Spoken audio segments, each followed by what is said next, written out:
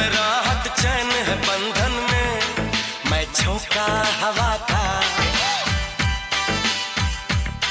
तू रुत है सुहानी। मैं झोंका हवा का, तू रुत है सुहानी।